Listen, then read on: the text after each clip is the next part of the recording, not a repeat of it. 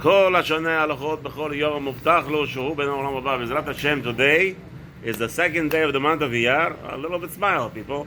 Huh? 2:00 in the morning Sunday? Come on, it's a sunny day outside. Let's learn Torah. בעזרת השם, רב חיים, I cannot even see that smile behind that beautiful face.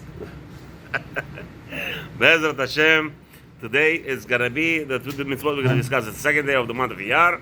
Sunday, first day of the week. בעזרת השם for Parashat Acharimot and Kiddushim. That Hashem we're going to have again this week 2 parashiyot. So the first mitzvah we'll be discussing mitzvah number 359. Shelo yigal hasadeh cherem. So a person made his land into cherem in the land of Eretz HaKodesh, and there he is not, even the owner himself will not be allowed to redeem it in that instance. Mitzvah number 360, we'll find out what's going on here. Mitzvah number 360 will be discussed. Mitzvah maaser v'hema teorah b'chol shana. An individual has to separate 1/10 of an animals, of all his kosher animals that are born yearly, and donate it to we'll see right now. All right, the mitzvot are sponsored. L'refua shema Lior ben Aruba, Livi bat Racheli, Yosef ben Miriam, Moshe ben Miriam Lydia, Yaakov ben Rachel, Aaron ben Rachel. L'refua shema L'kol Am Yisrael. All right, any more names? All right, let's start. 359. Shelo yigal sadeh acherem. It says in the Torah clearly, והוא הדין לכל שאר קרקעות ומטלטלין המוחמרמים שאין להם פדיון. The Torah prohibits to redeem any lands that are muhram. What is cherem? Cherem is a person, individual saying to this is not that he's donating something to Hekdesh. Let's say a person says, I give my land to Hekdesh. Somebody says, I give my land to Hekdesh, meaning usually it means that he wants to donate the value of it. The word. 1 second. Donate. Okay, we'll get there in a second. Of course. Cherem, you'll get there. We'll discuss it right now. Take it easy. I know everybody's in a rush. What's going on here? Cherem means I am prohibited to use it. Cherem, yes. So in the first instance we discussed earlier last week, that person who donates a land, it's what it usually means, the value of the land. And in that instance, he would be able to redeem it with a certain percentage additional. But over here, since the person says the word cherem, cherem means prohibited on me as holy. So in that instance, he will be prohibited. Let's see. Ela nitnan lekohanim vehem osim bahem kol chafatzam. So all the lands that were, the language was used, cherem, there cannot be redeemed by anybody to take it out of the Hekdesh, to take it out of the possessions of the Beit HaMikdash. The Kohanim are the only ones, sole individuals who gained that land, okay, and they could do whatever they want, meaning they could sell it and make money out of it, whatever it is. So here you see the Kohanim have the ability now either to own the land or to get rid of it by selling. And it says over there in Vayikra 27, chapter 28, pasuk, Kol cherem, and it says over there, anything that's cherem, if that language was used, v'lo yigal, and over there it continues and says, you shall not redeem. V'amru b'sifra, and our sages told us in the Gemara, in the Sefer Sifra on Vayikra, lo yimacher le'acher, that the Hekdesh cannot sell it to the others. V'lo yigal le'balim, meaning the Hekdesh cannot sell it to others, and the owners of the land cannot redeem it back. משורשר מהמצווה כתוב למעלה עשה וו. The שורשר מצווה, the roots of this mitzvah, the purpose of this mitzvah, as we already explained, to make it the significant importance of anything that's in Beit HaMikdash to us, and to instill in us the importance of all those items. Now, what's concerning the mitzvah? How to fulfill this mitzvah? The sages told us, anyone who does anything that to Shamayim, he's making cherem to Shamayim, hekdish, it becomes kodesh.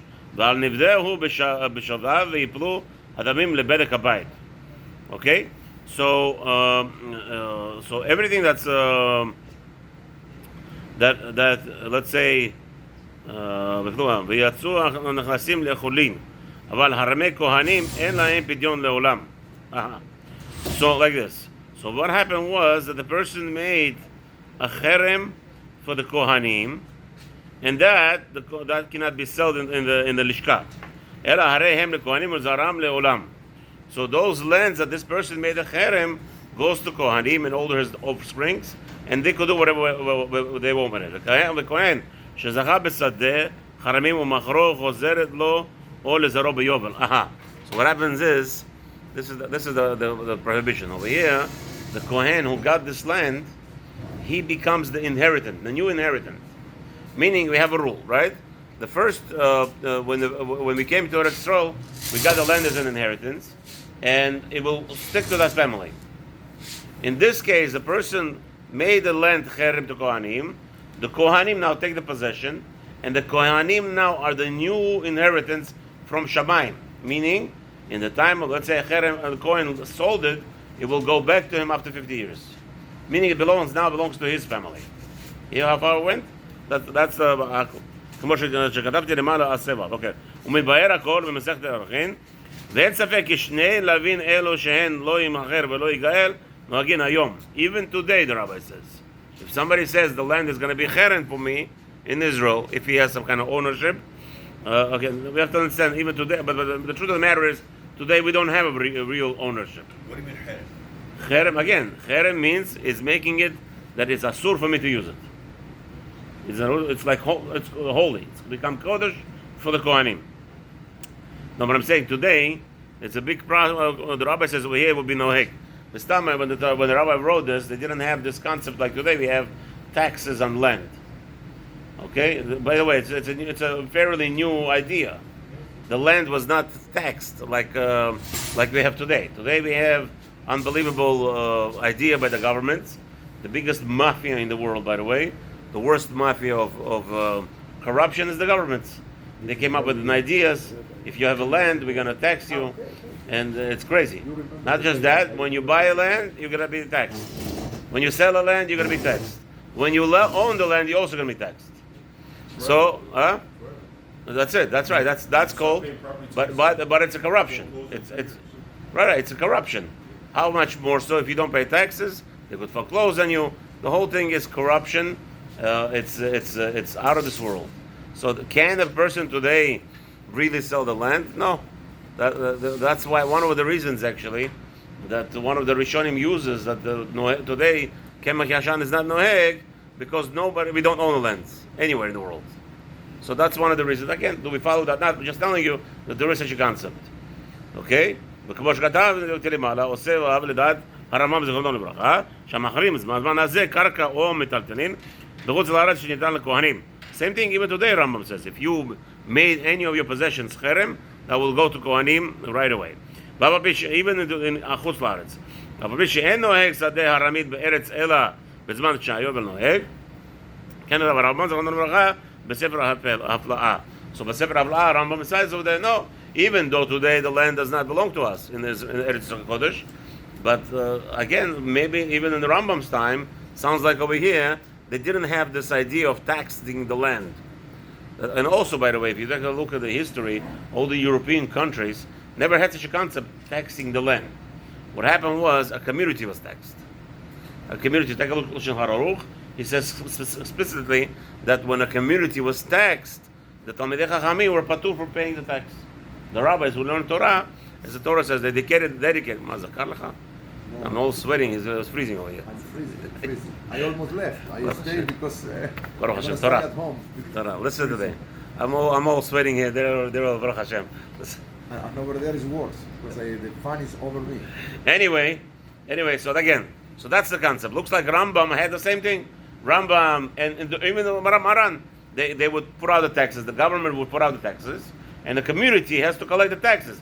How much I want from the government will say, I want X, Y, and Z from this community. So somewhere along the line, either when America came into possession in the 1700, late 1700s, early 1800s, even then they say that some believe that there's right now a discussion, the whole tax land is just started in 1900s. This whole concept, taxing the land, only started in 1900s. The whole world? Yeah, whole world, the whole world. What do you mean in Europe? Only the aristocracy they had to pay. Again, No, you but see, not you're in the land, confusing. maybe of the area, Community. Of the, Communities were if you have taxed. property, you Take pay a look. tax for this If you property. take a look you pay at- taxes before when you sell it, the property. Let's- not when you, No. Even then, they didn't have. Even now. They didn't have such concept. Land was never taxed. It used to be a community's taxed. A community. So the community, let's say, the king would say, "I need for war," and no, not always. It was like I need right now for X, Y, and Z. I'm expending. Boom, the communities, and he would divide his expend like yesterday night, right? Baruch Hashem. Yeah. Rabbi Aaron said, "We're making over here the appeal to renovate." Many shuls they already forgot what that means. Appeals for renovations. Why? They have membership. Everybody pays $1,000 membership a year, and this is used for renovations. They don't make an appeal. So Baruch Hashem over here, they don't have that $1,000 a year. What's his name? So they do appeals. Anybody wants to participate, participates. This is how in olden days was. Every community, the king would send out a declaration. I want 100,000 golden coins from this community. It's a levy. That's right. It's a tax. Yeah. So it's not the land.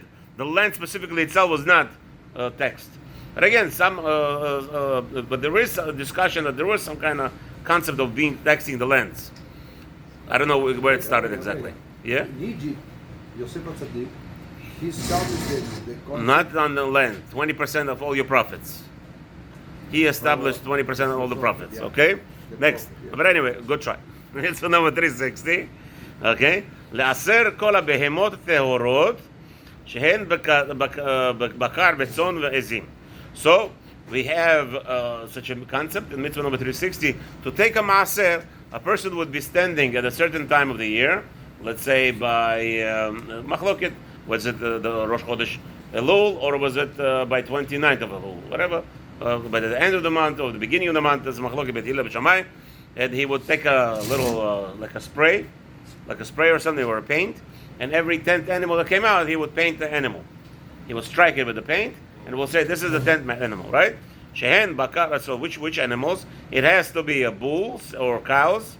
It has to be shipulach or rams, and it has to be goats or she goats or a he goat. Anoldot be'adreno bechor shana b'shana, whichever were born within your flock yearly. Ulahavi ha'maser leYerushalayim ulochlo sham. So there's a concept. You must take this 10th animal, and the whole purpose of it is you bring it to Yerushalayim and you eat it there. Meaning you do the shechita there and you eat it. אחר שיהיה קרב, החלב והדם מהם המזבח. So the first thing will be, you have to bring, they take off all the fat from it and burn it on the mizbeach, its heart, and all its blood, a little blood, doesn't have all the blood, just to sprinkle on the mizbeach, on the corners.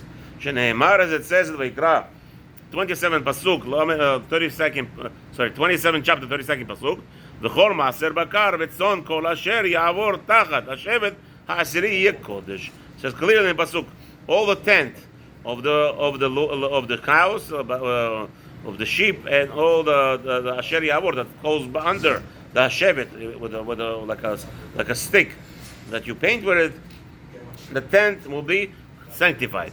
ואמרו זיכרונם לברכה, and our sages told us in Nun Chet, Ein Bet, what's I don't know. Nun Chet stands for, ich weiß nicht. כיצד מעשרין? How do you do the masrot? קונצין לדיר ועושה להם פתח קטן. So he takes all of them into a certain area, into a barn, and he makes a small opening, right? כדי שלא יהיה שניים יכולים לצאת כאחת. It will not be. That opening will prevent both of the sheep coming out at once. So it will be one by one. So basically, he puts them in the barn when it's too hot. They want to run out, right? They want to get out of there very fast. And he makes a small opening, only one lamp, and then he counts. ומעמיד אמותיהן מבחוץ, והן גאות, כדי שישמעו התלאים כולם ויצאו מן הדיר לקראתם מעצמם, ולא מכוח אחר. So what happened was, there was nobody inside, like a dog or a man, hitting the sheep that should come out. What did he do? He will take all the babies from these mothers. Oh no, the other way around. The mothers will be standing outside, and all these newborns will be inside, and each one will run to his mother. The mother will call them, and each one will go out to the mother, and this is the way how they have to go out on their own. Nobody's allowed to push these babies. He and he counts them with this shevet, with this stick that is in the hand. אחד, שניים, שלוש, ארבע, he says 1, 2, 3, 4, וכן עד 10, and on the 10th one, יוצא העשירי, סוקרו בסקרה, ואומר, הרי זה מעשר. And the 10th one, he paints them with the brush, and he says, this is the 10th מעשר. בשושי מצווה, שהכר ברוך הוא בחר בעם ישראל. What's the purpose of this mitzvah? הקדוש ברוך הוא chose our nation, וחפץ למען צדקו להיות כולם עוסקי תורתו וידועי שמו. And the people should be always, he wants us to be busy constantly with his mitzvot, in his honor. ובחוכמתו המשכן במצווה זו למען ילמדו יקחו מוסר. And he gave us this mitzvah for us, that they should be busy with it and learn from it certain concepts. כי יודע אלוקים שרוב בני אדם נמשכים אחר החומר הפחות בשגם והוא בשר. For Hashem knows that the constant existence of a human being is what? He's always toiling to make more money. A guy comes to me, he wants new business, another business. This was not successful. I was in Lakewood trying to open a yeshiva, the girls' school. So Baruch Hashem in the yeshiva, Talmidei Chachamim, everyone has something to say. Rabbi, you're not successful, he tells me. I didn't open the yeshiva. He says, you're not successful. I said, why you say that? Well, you see, you tried to open the yeshiva, it didn't go nowhere. I looked at him, I said, I am the most successful person in the world. Why? Because I am not giving up. I'm trying. You know who's not successful? He's seeing doing nothing. A person who is doing nothing is unsuccessful. A person who is trying always and pushing this route. Yeah, this didn't make, okay, go to that route. This didn't make, okay, go to that route. And Baruch Hashem, that's called a successful person. Why? He doesn't have all the millions yet. Okay. And Kadosh Baruch Hu, that's what he wants. He wants us to be constantly toiling. Who knows? Huh? Never give up. Somebody, I also, I publish prayer books. I go to a Gvir and says, Rabbi, how many are you printing? 50,000. How many are you going to read? I said, out of 50,000, if I get one, I'm the luckiest man in the world. Why? You know how many people publish books and prayer? People don't touch it, never saw it, nobody looks at it. If we get one to see the prayer, the importance of this prayer, and he says it constantly now, hi, Rabbi, you're spending $10,000, $50,000. Yeah, don't worry.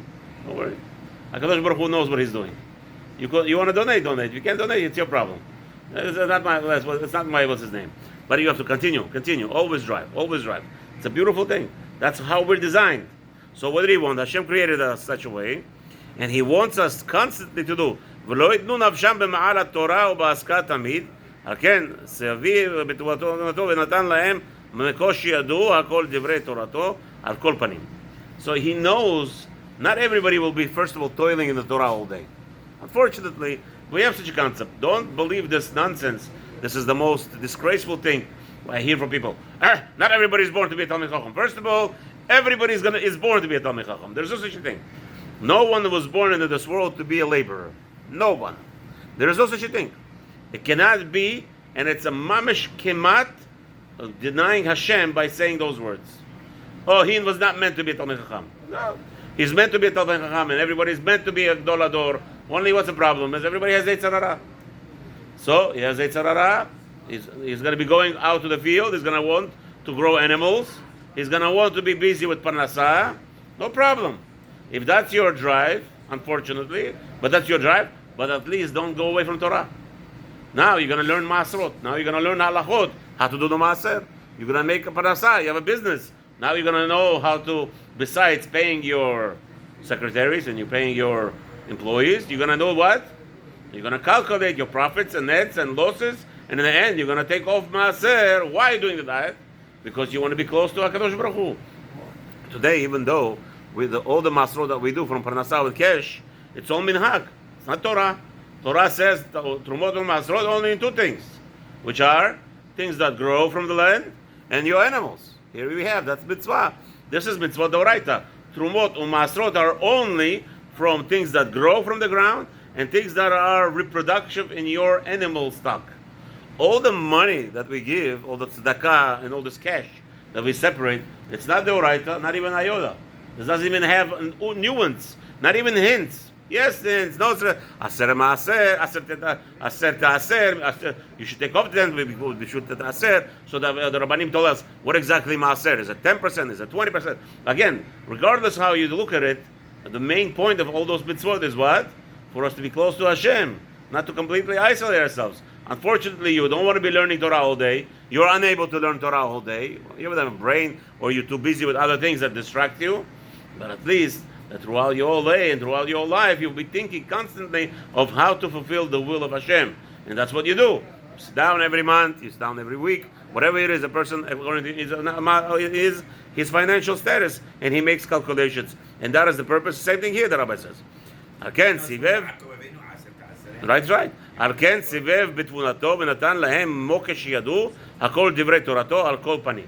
So therefore Hashem wanted us to be busy with this mitzvah in order to not to forsake Torah all the way.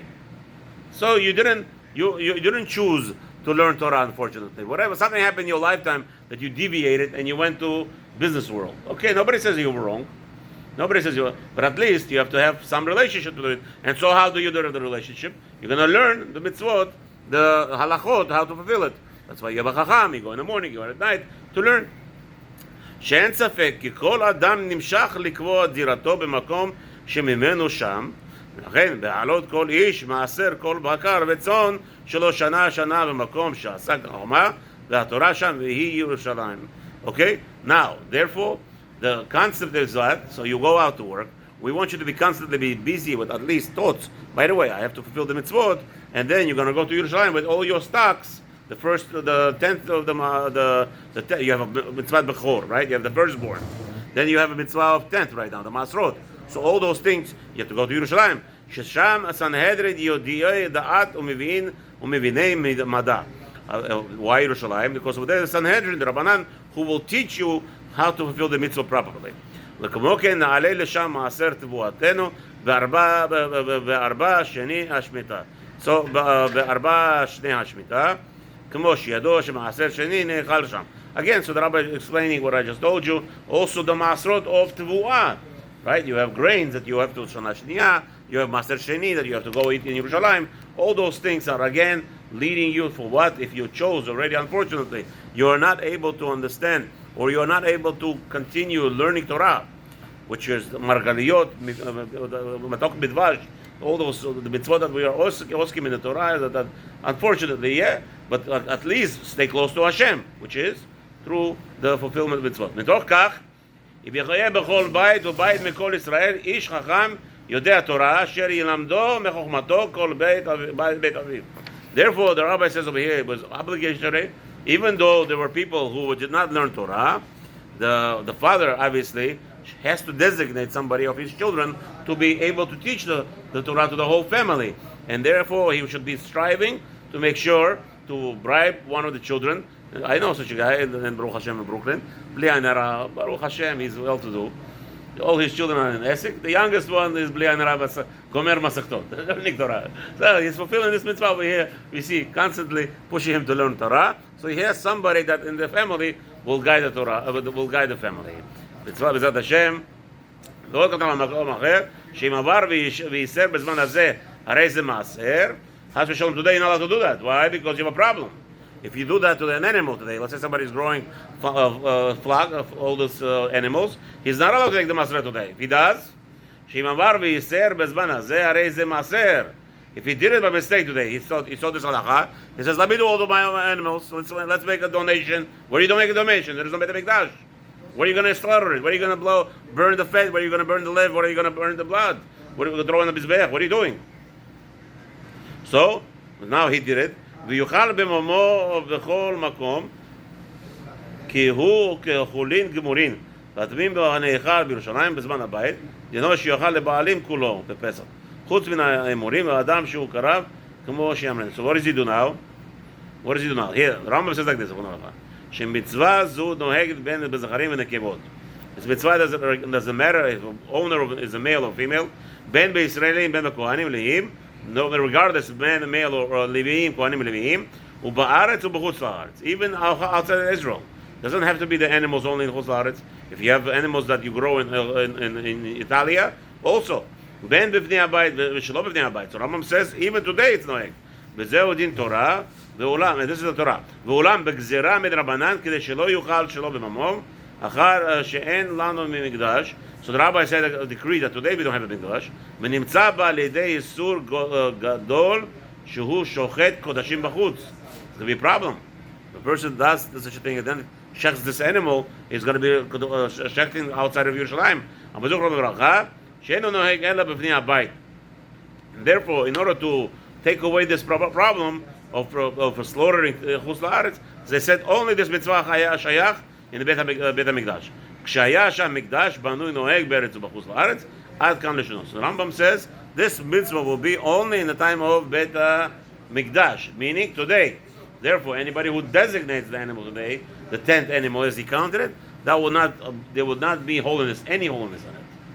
The Rambam says it's a zera from the Rabbanan that they made such a takana. They said it's like doing nothing, like he's saying nothing. We were afraid, right? It's not like he's saying we said earlier when a person says this animal is to designate to Beit HaMikdash, he does an avera if he eats from that animal.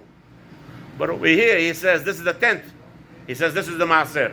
When he says this is the maaser, in reality, the rabbi said he didn't say nothing, and therefore it's like dvarim be'alma, and therefore he's not going to do any avera with it.